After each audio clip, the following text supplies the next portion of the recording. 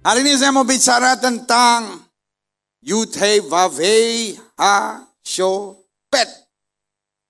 Judge atau hakim. Sama-sama bilang sama saya hakim. Sama-sama bilang Tuhan itu hakim. God is the judge. Tuhan itu apa? Hakim. Kenapa saya perlu tahu bahwa Tuhan itu hakim? Kadangkala mempercayai bahwa God is the Almighty, Allah kita Maha Kuasa itu dahsyat. Amin. Tetapi seringkali waktu kita diperlakukan secara tidak adil, kalau saya merasa oke, Tuhan saya Maha Kuasa, maka selalu saya bilang Tuhan, Engkau kan Maha Kuasa, hajar dia Tuhan. Hey, halo. Dia betul Tuhan yang Maha Kuasa. Tetapi dia juga hakim yang adil. Kalau saya bilang, my God is my judge. Tuhan saya adalah hakim saya tidak berhak ngatur dia. Orang boleh curangin saya, orang boleh jahatin saya. But I know my judge, hakim saya akan menyelesaikan segalanya dengan yang terbaik. Yang setuju katakan amin. Ini kita buka Alkitab kita sama-sama.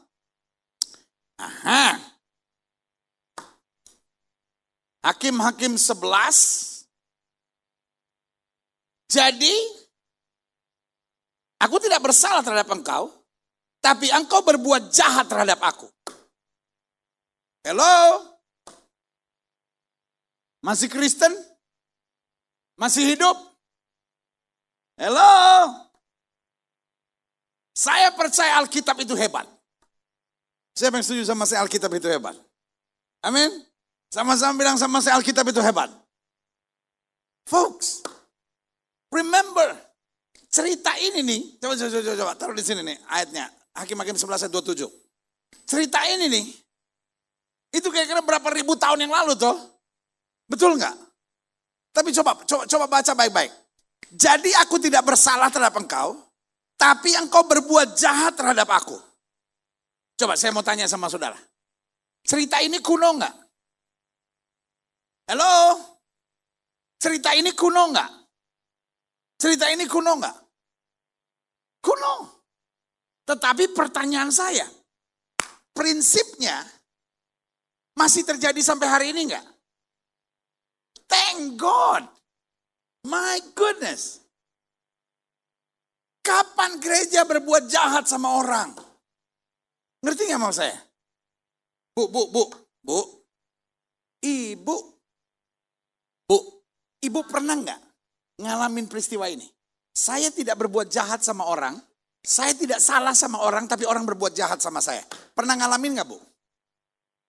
Ibu gak pernah salah sama mertua, tapi mertua buat jahat sama ibu. Ibu gak pernah salah, ibu gak pernah berusaha salah sama menantu, tapi menantu buat jahat sama ibu. Pernah gak ngalamin, Bu? Tiap hari pendeta, tiap hari. Sabar, Bu. Pak, Bapak pernah gak ngalamin, Pak? Bapak tidak berbuat salah sama orang, tapi orang berbuat jahat sama Bapak. Itu enaknya Bapak, gak ada suara cuma gini. Saya mau tanya nih sama adik-adik muda yang ada di sini. Pernah gak kamu ngalamin ini? Kamu berbuat baik sama orang, kamu tidak berbuat jahat tapi orang buat jahat sama kamu. Atau gini deh, lebih ngenaknya ya buat kamu orang, kamu masih cinta sama dia tapi dia mengkhianati kamu. Buat pendeta mungkin itu hanya omongan, tapi buat saya itu pengalaman pendeta. Sakit. Aduh. Mbak, es teh dong. Manis. Gak penting manis Mbak, yang penting setia. Ya udahlah Mas. Nanti gulanya dipisah aja ya. Cukup Mbak. Cukup saya saja mengalami perpisahan itu. Sakit loh Mbak. Jangan diomongin lagi perpisahan. Itu namanya curcol. Curhat colongan. Hancur dunia ini. Itu yang saya bilang Alkitab hebat. Ribuan tahun yang lalu. Tapi beritanya masih seperti tadi pagi baru keluar. Berita dalam Alkitab lebih pas dari Kompas. Lebih menghadirkan pembaruan daripada suara pembaruan. Lebih mendatangkan harapan daripada sinar harapan. Lebih memberi kemerdekaan dari harian merdeka. Dan lebih menghentikan kita dari dosa, lebih dari lampu merah. Orang Papua bilang, kakak kau mau jualan koran ke apa kakak? Sama-sama bilang sama saya Alkitab hebat. Bodoh kalau kita gak suka baca Alkitab. Saya baca ayat ini saya bilang, thank you my God. Coba baca. Aha, jadi aku tidak bersalah terhadap engkau. Tapi engkau berbuat jahat terhadap aku dengan berperang melawan aku. Dengar, ini hebatnya Alkitab. Dia bukan hanya kasih tahu problem, dia bukan hanya kasih tahu berita yang ada, tapi dia juga beri solusi. Yang setuju sama saya katakan amin. Lihat. Kan berita dunia cuma ini kan. Jadi aku tidak berbuat salah terhadap engkau, tapi engkau berbuat jahat terhadap aku dengan berperang melawan aku. Tapi lihat jawabannya, solusinya. Tuhan hakim itu. Yud He Vav He Ha Sho Pet. Tuhan hakim itu. Dialah yang menjadi hakim pada hari ini antara orang Israel dan Bani Amon. Artinya apa? Kalau saya tidak berbuat jahat sama orang, lalu orang berbuat jahat sama saya nggak usah stres. Saya nggak usah tertekan, saya nggak usah kecewa, saya nggak usah mikir bagaimana saya membalas. Saya cukup tahu Tuhan adalah hakim buat saya. Dia yang akan membereskan segala sesuatunya buat saya. Amin. Coba lihat selanjutnya. Mazmur 9 ayat 5. Daud, siapa Daud? Orang yang menghadapi ketidakadilan. Betul? Daud sampai bilang gini, sekalipun ayahku dan ibuku meninggalkan aku, tapi Tuhan tetap menyambut aku. Tetapi kenapa Daud nggak hidup aneh-aneh? Kenapa Daud nggak menyerang? No. Ayat Mazmur 9 ayat 5 ini kuncinya. Sebab engkau apa? Sama-sama bilang sama saya. Sebab Tuhan yang membela apa? Perkaraku dan hakku. Taruh tangan kanan sudah di dada. Sama-sama bilang sama saya. Tuhan membela perkaraku dan hakku. Kalau sudah dikhianatin orang, kalau sudah disakitin orang, kalau sudah dilukai orang, sudah dicurangin orang, sudah dijahatin orang, gak perlu ngutukin orang. Biar mampus tuh orang, nanti Tuhan ajar dia. Masuk kamar, taruh tangan kanan sudah di dada, bilang aja itu. Tuhan membela perkaraku dan hakku. Saya tidak perlu ingatkan Tuhan untuk apa yang harus dia buat. Tapi saya perlu ingatkan diri saya tentang apa yang Tuhan bisa buat. Kalau saya bilang Tuhan membela perkaraku dan hakku. Itu bukan berarti saya mengingatkan Tuhan untuk apa yang harus dia buat. Karena saya tidak perlu ingatkan Tuhan tentang apa yang dia harus buat. Tapi saya perlu ingatkan diri saya tentang apa yang Tuhan saya bisa buat.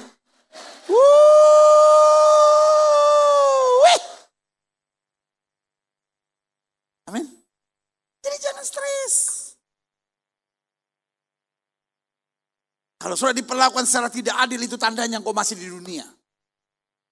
We are not living in Eden yet. Kita belum tiba di sorga. Jadi kalau sudah menghadapi ketidakadilan, sudah menghadapi pengkhianatan, sudah jangan berontak dulu. Jangan Tuhan kenapa begini? Tenang aja. Tuhan membela perkaraku dan hakku. Saya masih ada di dunia. Tapi saya bukan orang dunia ini. Tuhan yang menguatkan saya untuk menghadapi segala perkara yang setuju katakan amin. Ayat 9, ayat 5 dari Mazmur 9 tadi ayat bilang apa? Engkau membela perkaraku dan hakku sebagai hakim yang adil. Engkau duduk di atas tahta. Kejahatan boleh kelihatannya kuat. Setan boleh kelihatannya merajalela. Tapi Tuhan saya tetap memegang tahta. Amin. Lihat selanjutnya. 2 Timotius 4 ayat 8. Sekarang telah tersedia bagiku mahkota kebenaran yang akan dikaruniakan kepadaku oleh apa?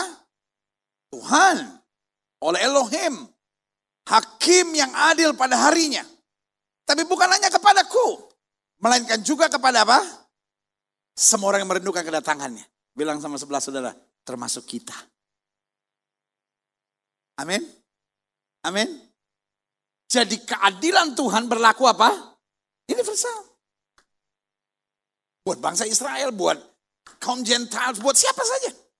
Buat orang percaya, buat orang tidak percaya, ada Tuhan yang adil. Amin. Kalau kita tahu kita diperlakukan secara tidak adil, makanya Paulus bilang apa? Aku tahu kepada siapa aku percaya, aku yakin dia berkuasa. Yang setuju katakan amin. Lihat selanjutnya, klik. Saya catat di sini begini. Persoalan serius yang sedang dihadapi oleh hampir semua manusia di muka bumi adalah apa? Ketidakadilan. Ibu-ibu sedang merasa diperlakukan tidak adil. Kita sebagai istri gitu, pendeta mesti kerja di rumah, mesti ini. Tapi yang balasan dari suami apa? Kekerasan, kekasaran, kepelitannya dia. Suami-suami sedang merasa tidak adil.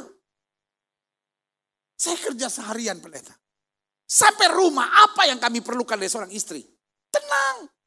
Tapi istri saya pendeta. Terus.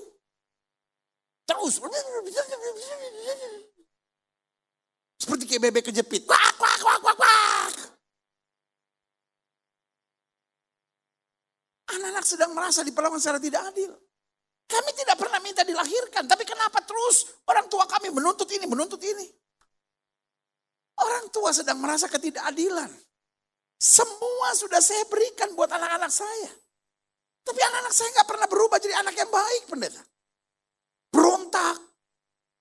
Melawan. Kalau saya bisa bikin dia jadi janin lagi, saya bikin dia jadi janin lagi pendeta. Salah satu persoalan serius dalam dunia hari-hari ini adalah apa? Ketidakadilan. Akibatnya, saya pelajari gini.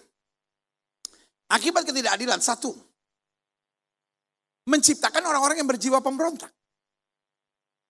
Orang kalau menghadapi ketidakadilan, tetapi tidak pernah ada pemulihan, selalu punya jiwa berontak. Kenapa? Karena ketidakadilan mendatangkan kekecewaan buat hidupnya. Betul nggak? Makanya kita perhatikan hari-hari ini, generasi di mana kita tinggal hari-hari ini banyak generasi pemberontak. Dan yang parahnya bahkan terjadi juga di gereja. Makanya selalu saya bilang, jangan ada orang bisa diangkat sebagai pelayan Tuhan kalau nggak lewat screening yang baik. Jangan ada orang diangkat sebagai pelayan Tuhan di gereja kalau belum ada pelatihan khusus buat hamba-hamba Tuhan. Kenapa? Karena gini, setiap anak-anak Tuhan, jiwanya harus jiwa submission. Yang setuju sama saya katakan penundukan diri. Nah, jangan salah ngerti saya. Penundukan diri bukan berarti jadi yes man. Karena yes man itu penjilat, Tuhan gak suka. Yang setuju sama saya katakan, jelas sampai di sini. Iya kan? Penundukan diri bukan berarti saya jadi yes man. Apa bedanya seorang yang punya roh penundukan diri sama seorang yang berjiwa pemberontak? Saya jelaskan. Orang yang punya roh penundukan diri, kalau dia ada masalah, dia selesaikan. Jelas? Oke, siapa yang setuju sama saya dimanapun kita ada pasti ada masalah. Saudara menikah atau tidak menikah ada masalah. Saudara kaya atau miskin pasti ada masalah. Amin. Saudara ada di gereja, saudara tidak di gereja, tetap ada masalah. Yang setuju sama saya katakan, jelas? Nah, seorang yang punya roh penundukan diri, kalau dia ada masalah, dia selesaikan. Setuju? Tapi seorang yang punya roh pemberontak, kalau ada masalah pasti menghasut. Dia cari orang yang senasib dan sepenanggungan, baru dia menghasut. Lu udah tahu belum? Ini kan begini. Yang kayak begini di keluarga ada nggak? Ada. Di pergaulan ada nggak? Ada. Di gereja ada nggak? Lebih banyak lagi, saudara. Dan kalau kita ngeliat gitu, kita nggak usah emosi. Kita tahu nih orang perlu dikasihani. Kenapa perlu dikasihani? Karena berarti hidupnya tertekan gitu. Ngerti gak sampai di sini? Karena di dalam dirinya dia menghadapi ketidakadilan. Jadi jiwanya jiwa yang berontak. Kalau dia ada masalah dia menghasut. Nah, tidak sedikit gereja pecah. Dimulai dari manusia-manusia yang tertekan. Yang kemudian jiwanya berontak. Kemudian membuat gereja baru namanya gereja BSH. Barisan Sakit Hati. Jangan pernah masuk. Kalau sudah masuk di gereja dari kelompok barisan sakit hati, pelayanan barisan sakit hati gak pernah bisa diberkati Tuhan. Kenapa? Mulainya, Alkitab kan bilang gini, kamu mulai dengan roh dan mengakhiri dalam daging. Yang kayak gini mulainya sudah dengan daging, ujung-ujungnya hanya kahal. Ngerti gak sampai di sini? Makanya selalu saya bilang, hati-hati. Tidak sedikit orang tua yang bingung kenapa anak saya berontak. Anak umur 7 tahun diseret-seret di depan saya. Pendeta, ada roh pemberontak. Tolong doain. Anaknya lihat saya, gajah bengkak ini mau bikin apa? Saya gak bakal doain, Bu. Gak mungkin ibu diseret-seret begitu anaknya. Anak itu gue doa ampun. Mama nyari pendeta yang paling besar yang ada di kota bumi ini. Jadi ada setannya pendeta. Setan juga bilang, Bu, bukan ada gue. Lu sendiri yang bikin. Iya kan? Karena gini, Bu. Kenapa anak ibu berontak? Seringkali karena dia merasa diperlakukan secara tidak adil. Bisa terjadi karena orang tuanya, tapi bisa terjadi juga di luar. Jadi kadang-kala ibu sama bapak udah didiknya bagus. Cuman dia ngalamin ketidakadilan di luar. Makanya kenapa anak-anak kita kadang-kala harus beli sepatu mahal. Karena dia merasa kalau saya nggak kelihatan kaya, saya akan direndahkan. Nah itu ketidakadilan itu yang membuat dia berontak. Nah anak-anak yang seperti itu bukan butuh pelepasan. Hello. Anak-anak seperti itu butuh komunikasi. Sayang, bahwa kita bisa saja tidak dihargai. Tetapi direndahkan orang bukan berarti kita rendah. Kenapa? Orang boleh mereka-rekakan yang jahat. Allah mereka-rekakannya untuk kebaikan. Yang setuju mereka tepuk tangan yang mereka. Anak yang diperlakukan secara tidak adil. Cenderung akan menjadi anak yang berontak. Kenapa saya dilahirkan miskin? Makanya saya dihina orang. Saudara pernah dengar kata bully enggak?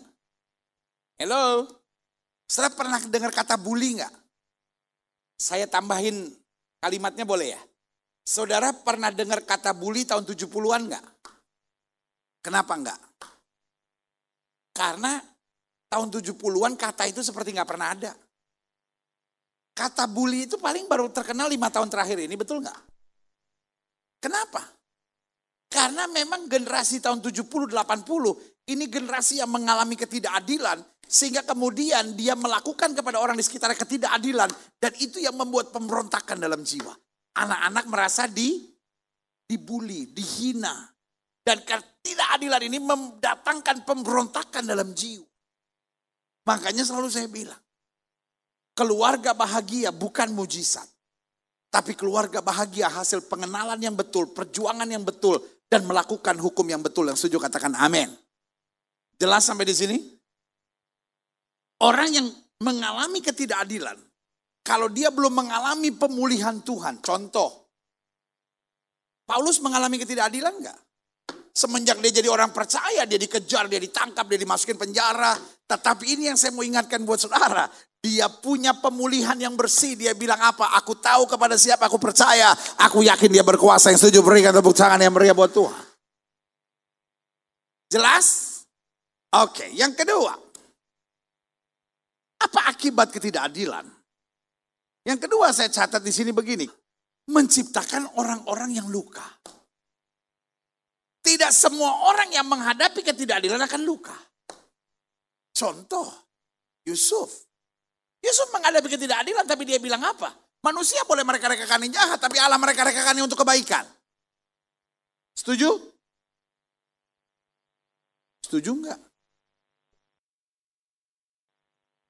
Orang yang menyadari Tuhan itu hasyopet, Tuhan itu hakim, dia gak perlu terluka. Tapi orang yang gak punya pegangan, dia boleh beragama, dia boleh pergi ke gereja, dia boleh lakukan ibadah. Tetapi dia terluka. Dan ada pepatah yang bilang gini, hanya orang terluka yang suka melukai. Orang terluka cenderung apa? Oke, sama-sama bilang sama saya, orang terluka. Cenderung melukai. Gilbert pasal 7 ayat 6. Kalau perlu boleh saudara taruh di status saudara, di BB saudara. Orang terluka cenderung melukai. Taruh di Facebook saudara, taruh di Twitter saudara, taruh di Instagram saudara, taruh di pet saudara. Orang terluka cenderung melukai. No mention. Hashtag sadar sendiri lu.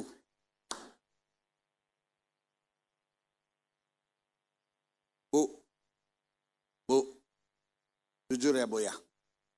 Bu, sering gak Bu ibu dapati suami ibu kalau ngomong gitu Bu ya. Mungkin gak maksudnya begitu Bu.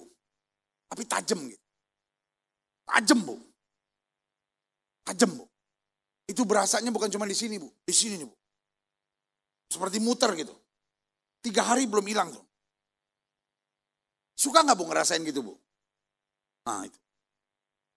Berat ya Bu ya jawabnya karena dia di sebelah. Pak. Sering gak Pak istri Bapak Pak? Mungkin gak maksudnya begitu Pak. Tapi kalau ngomong tuh sakit gitu sudah dengarnya. Belum dia ngomong, baru dia buka mulut. Udah berasa di sini. Ini adik-adik muda nih, saya mau tanya nih. Pernah gak ngerasain gitu kayak Mama Papa tuh kalau ngomong sebetulnya bisa ada pemilihan kata yang lebih baik gitu. Tapi dia pakai bahasa-bahasa tuh yang pedih gitu di sini. Sampai 3 hari saya nggak bisa tidur gitu pendeta. Nggak bisa tidur saya pendeta. Masih yang di sini. Dipatok tawon masih enak rasanya pendeta.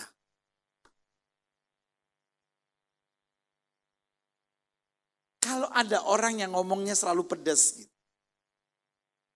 Saudara nggak perlu sakit hati. Saudara perlu mengasihani. Karena orang seperti ini orang yang terluka. Dan orang terluka cenderung melukai. Jelas nggak sampai di sini? Saudara nggak perlu tahu kenapa dia begitu. Tapi minimal saudara tahu. Oh ini gembala saya bilang orang ini terluka. Jadi saya harus lebih jaga jarak. Saya harus belajar mendoakan dia.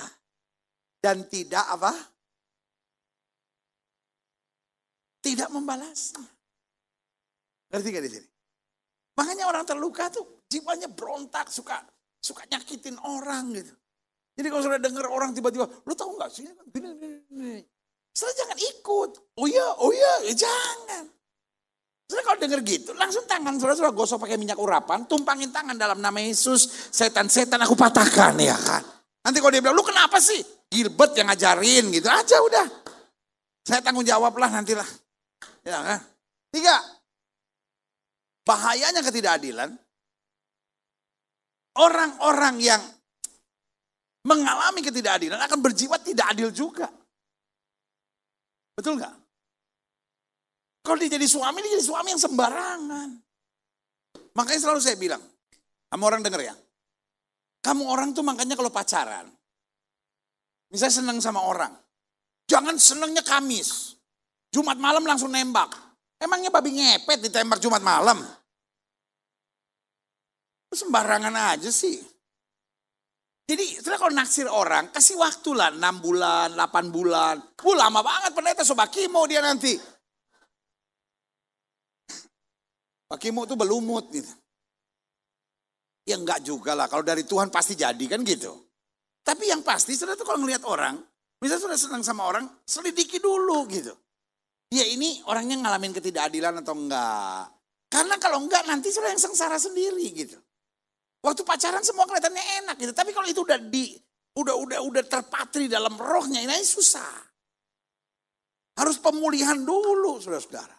Karena orang yang mengalami ketidakadilan sama seperti orang yang mengalami pelecehan seksual misalnya. Akhirnya nyerang orang juga gitu. Begitu juga orang kalau mengalami ketidakadilan, kalau dia nggak dipulihkan sama Tuhan, cenderung melakukan ketidakadilan gitu. Nanti kalau punya anak, dia nggak sayang semua, cuma salah satu jadi anak emasnya dia gitu. Selalu gitu. Ya kan? Terus jadi orang yang karena berjiwa tidak adil, akhirnya senangnya cari-cari perhatian.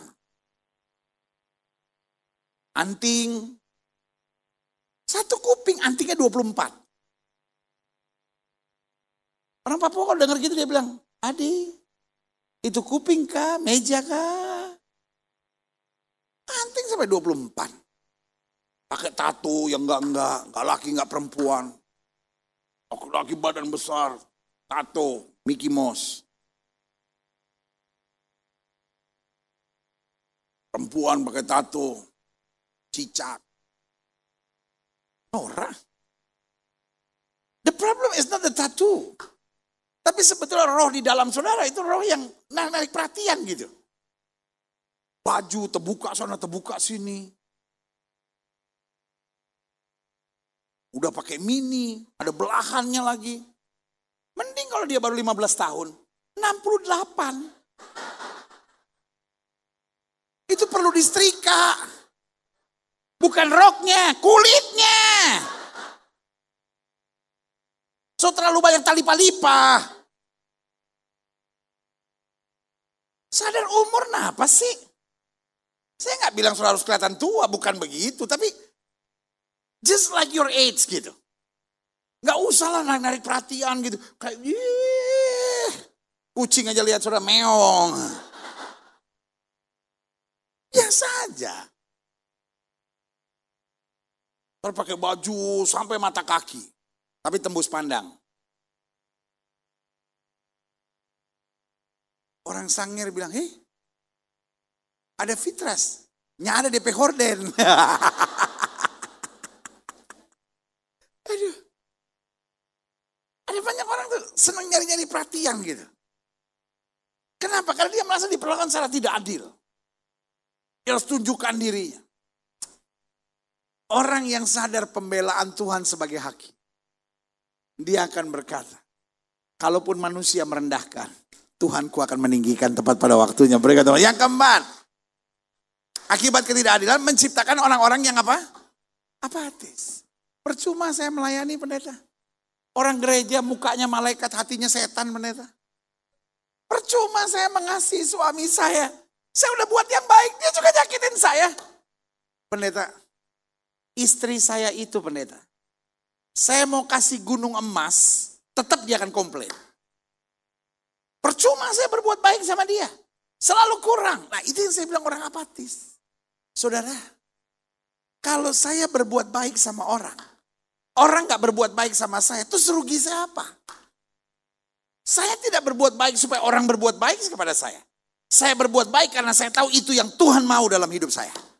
Beda orang dunia. Orang dunia kan percaya hukum takdir. Orang dunia percaya hukum apa tuh? Karma.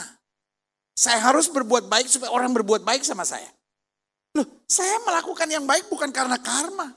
Saya melakukan yang baik karena saya punya Tuhan yang baik. Saya melakukan yang baik karena saya sudah menerima terlalu banyak kebaikan Tuhan dalam hidup saya. Saya berbuat baik karena saya tahu itu yang Tuhan mau dalam hidup saya. Yang setuju berikan tepuk tangan yang meriah. Amin. Jangan jadi orang apatis. Berapa banyak orang pun telah mengecewakan saudara. Tapi tetap Tuhan adalah hakim yang adil. Selanjutnya, indahnya iman Kristen itu karena kita percaya Tuhan adalah apa? Hakim. Bukan hanya nanti setelah inna ilahi wa inna ilaihi roji'un. Namun sementara kita masih di muka. Saudara sepupu kita percaya Isa al-Masih alaihi salam adalah Imam Mahdi. Yang setelah berjalan melewati titian serambut di belah 7. Saya nggak tahu saya lewat atau enggak. My God. Saya kalau udah jembatan deg-degan. Apalagi serambut di belah 7. 7 rambut jadi 1 aja belum tentu saya lewat. Katanya di ujung jalan Sirotol Mustaqim titian serambut di belah 7. Nanti ada Imam Mahdi Isa al-Masih alaihi salam. Saya percaya. Dia akan mengadili dunia ini. Tetapi saya juga percaya. Sebelum saya mati. Dia tetap adalah hakim yang adil yang akan menyelesaikan segalanya. Amin.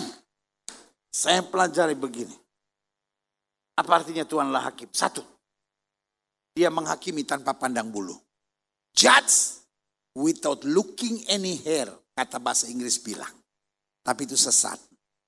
Jangan diikutin. Nanti sudah catat lagi. Judge without looking any hair. Saya juga bingung kenapa orang Indonesia suka bikin ribet. Ini kan harusnya menghakimi tanpa, dia menghakimi adil, gitu aja kan. Kenapa mesti pakai tanpa pandang bulu? Bulu apa sih yang mau dipandang? Kenapa sih orang Indonesia suka bikin ribet? Bilang aja adil, lebih pendek, lebih gampang. Betul? Tanpa memandang bulu. Yang bulu kita beda. Intinya dia menghakimi dengan, apa sih artinya adil? Salah adalah salah, benar adalah benar. Mau pendeta sehebat apapun, mau kita sudah berkarya di pelayanan Tuhan sebesar apapun, salah adalah salah. Musa kurang apa bawa bangsa Israel keluar dari Mesir? Musa kurang apa? 40 long years. 40 tahun berjalan bersama bangsa Israel. Tapi waktu dia melanggar kekudusan Tuhan, line of honor of God, Tuhan bilang, this is it. Selesai. Musa mau nangis, Musa mau jungkir balik, Tuhan bilang, kamu gak akan masuk tanah perjanjian. Dia menghakimi dengan adil. Amin. Saya tidak bisa memakai pembenaran dengan kebenaran saya, kebaikan saya minggu lalu untuk membenarkan kesalahan saya hari ini. Setuju? Sama-sama bilang dia menghakimi dengan adil. Sama lihat ayat ini. Dan jika kamu menyebutnya Bapa, yaitu dia yang tanpa memandang muka menghakimi semua orang menurut perbuatannya, maka hendaklah kamu hidup dalam apa? Respect, dalam hormat selama kamu menumpang di dunia ini. Artinya apa? Saya nggak boleh gamang. Saya nggak boleh minta pengecualian. Saya nggak bisa bilang, Tuhan, saya kan selama ini udah berbuat baik. Jadi kalau saya buat salah-salah sedikit, ya udahlah Tuhan, belaga tutup mata aja deh Tuhan. No. 1000 kebaikan saya tidak akan bisa menghapus satu kesalahan saya. Yang setuju sama saya katakan amin. Artinya setiap hari, setiap langkah saya harus make sure, Tuhan, jangan sampai aku menyakiti hati Tuhan. Yang setuju katakan amin. Yang kedua, Tuhan adalah hakim. Dia menghakimi dengan kasih. Amin. Ya itu kan dua hal yang gak bisa bersama. Kalau dia menghakimi, ya beda sama dia mengasihi. Kalau dia mengasihi dia gak bisa menghakimi. Kalau dia menghakimi dia gak bisa mengasihi. Itu yang salah. Ada seorang wanita tertangkap basah berbuat zina. Diseret di depan Yesus. Menurut hukum Musa dia harus dilempar batu sampai mati. Yesus bilang apa? Barang siapa yang tidak berdosa lempar wanita ini duluan. Pertanyaan saya. Kemudian Yesus menghakimi wanita ini enggak? Halo? Yesus menghakimi wanita ini enggak? Yesus menghakimi wanita ini enggak? Tidak. Wanita ini salah enggak? Salah. Yesus menghakimi dia enggak? Loh berarti Yesus enggak adil dong. Saudara belajar di mana sih? Wanita ini salah enggak? Yesus menghakimi enggak? Yesus hakimi. Bagaimana cara dia menghakimi? Aku pun tidak menghukum kamu. Pulang dan jangan berbuat dosa lagi. Yesus tidak tutup mata loh.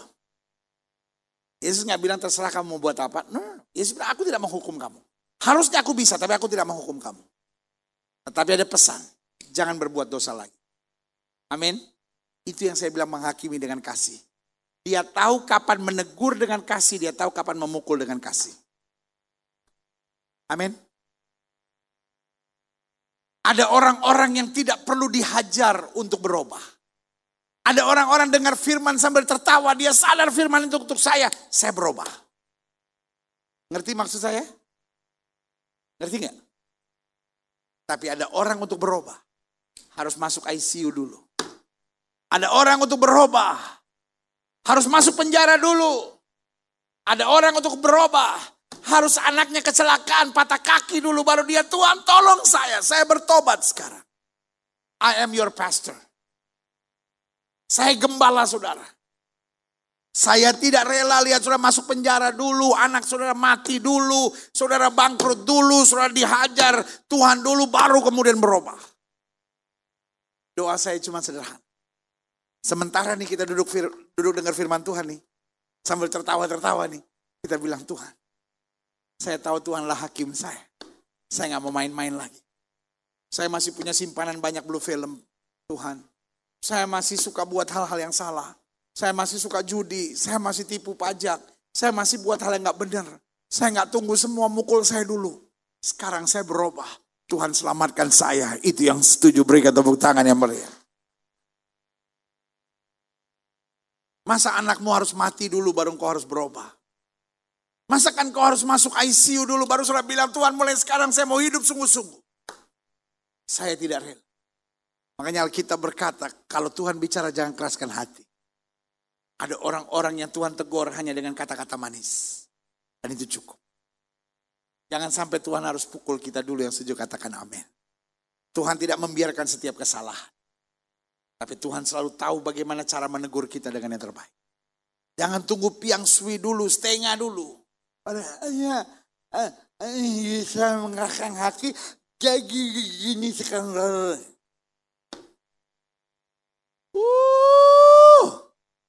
Dia menghakimi dengan kasih. Yang ketiga, dia menghakimi dengan tujuan.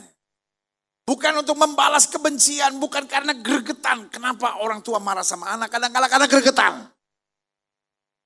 Tapi Alkitab saya bilang bukan kematian orang fasik yang dikehendaki, tapi pertobatannya. Dia menghakimi dengan tujuan. Tujuan Yesus bukan menghajar dan seperti orang banyak itu seret wanita ini lempar batu sampai mati. Tujuan Yesus menghakimi. Supaya wanita ini berubah. Dari yang rendah dan tidak berharga. Menjadi pribadi yang ditinggikan dan berdampak bagi dunia. Berikan tepuk tangan yang meriah. Yang keempat. Tuhan adalah hakim, dia menghakimi dengan konsisten. Bukan kayak sebagian orang pagi tempe sore tahu. Artinya apa? Kalau hatinya lagi senang semua oke. Tapi kalau hatinya lagi gak senang semua masalah. Yang salah tetap salah, yang benar tetap benar. Yang setuju katakan amin. Selanjutnya. Karena Tuhan adalah hakim. Jadi waktu saya bilang God is judge. Waktu saya bilang Tuhan adalah hakim. Waktu saya berdoa dan saya berkata Tuhan Engkau adalah hakim. Apa artinya? Satu, saya tidak berhak menghakimi siapapun. Itu kerjaan Tuhan. Amin. Amin. Sama-sama bilang saya bukan hakim. Hanya Tuhan yang hakim. Saya tidak berhak untuk tunjuk orang lain dan bilang kamu salah, kamu salah. Saya cuma bisa bilang Tuhan, tunjukkan yang terbaik buat saya. Amin. Saya tidak boleh menghakimi orang dengan membicarakan orang lain di belakang. Kenapa? Saya bukan Tuhan. Bilang sama sebelah saudara, jangan ambil kerjaan Tuhan. Jadi kalau saudara dengar ada orang suka menghakimi, lu tahu gak sih ini kan begini, bilang sama dia, hey jangan ambil kerjaan Tuhan. Alkitab berkata penghakiman itu milik Tuhan. Tugas saya satu, bawa damai. Dua, nyatakan kasih. Tiga, tolong orang lain. Empat, menjadi berkat buat banyak orang yang setuju berikan tepuk tangan. Yang kedua, kalau saya bilang Tuhanlah hakim, apa artinya? Saya perlu belajar untuk tetap berserah. Walau saya tahu jalan saya benar. Ada banyak orang kalau udah merasa benar, belum tentu dia benar. Baru ngerasa benar aja, bacotnya udah minta ampun. Tapi coba lihat apa yang Alkitab ajarkan. Saya tidak bersalah. Tetapi mereka melakukan yang jahat. Tuhan adalah hakim. Amin. Kalau saya benar, buat apa saya bela diri? Bela diri hanya memancing emosi saya, hanya memancing kekecewaan saya, hanya memancingkan luka di hati saya, hanya memancingkan arogan saya terhadap orang lain. Kalau saya benar gak usah ngotot. Kalau saya benar, saya tahu Tuhan pasti bela. Yusuf ngotot gak sama istrinya Potifar? Hello? Hello? Yusuf ngotot gak sama istri Potifar?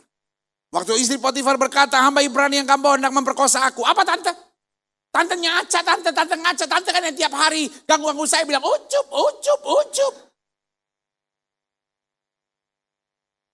Hello? Yusuf gak usah bela diri, saya benar. Tuhan lebih tahu bagaimana mengangkat dan membela saya. Berikan tepuk tangan yang meriah buat Tuhan. Yang ketiga, karena Tuhan adalah hakim, saya tidak perlu berkeras jika saya tahu saya salah. Hal yang paling jahat dalam hidup ini adalah udah salah ngotot. Betul? Kalau saya tahu saya salah, udah cepet aja deh, dia hakim yang adil kok. Sama-sama bilang sama saya, salah bukan akhir. Terus kalau saya salah kenapa? Saya harus malu? Malu sama siapa? Orang yang di depan saya juga lah orang yang pasti pernah salah. Amin. Yang penting kalau salah saya perbaiki kan gitu. Yang paling penting kalau saya salah saya akui, saya beresin, saya bangkit dari kesalahan dan saya belajar dari kesalahan saya. Setuju gak? Jadi orang jangan gengsi-gengsi amat lah. Bu, kalau ibu salah sama anak ibu, peluk anak ibu bilang sorry. Pak, kalau engkau salah bilang sama istrimu, sayang, I'm sorry. Udahlah, saudara gak usah bohongin diri saudara sendiri. Saudara juga gak bisa bohongin Tuhan. Kalau udah salah gak usah keras lah. Kalau udah salah Tuhan, saya mau balik Tuhan. Kalau udah salah Tuhan, saya mau kembali ke jalan Tuhan. Gak usah berkeras. Tuhan tuh hakim yang adil. Dia tahu yang terbaik buat orang yang bersalah. Dia punya anugerah yang cukup untuk mengangkat kita kembali. Yang setuju berikan tepuk tangan. Yang keempat, yang terakhir. Karena Tuhan adalah hakim. Kita perlu mengimani bahwa segala keputusannya selalu benar. Siapa yang setuju sama saya? Tuhan selalu benar. Kalaupun saya harus menghadapi lembah air mata, Tuhan tetap benar. Kalaupun saya harus melewati jalan yang sukar, dia tetap Tuhan yang benar. Mungkin sudah menatap saya dan berkata, jadi kalau Tuhan benar saya pasti salah. Ya enggak gitu juga. Kalau Tuhan benar saya belum tentu salah. Kalau Tuhan benar artinya saya diizinkan lewat proses. Tapi kalau saya setia, apa yang tidak pernah saya pikirkan, itu yang Tuhan sediakan. Berikan tepuk tangan yang meriah.